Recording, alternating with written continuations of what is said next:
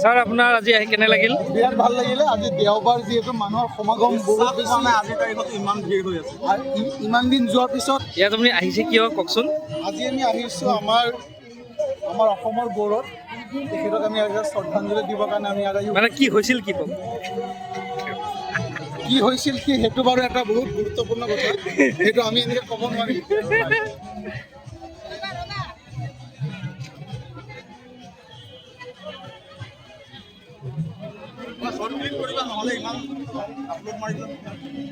তুমি কাটি আপলোড কৰিবা।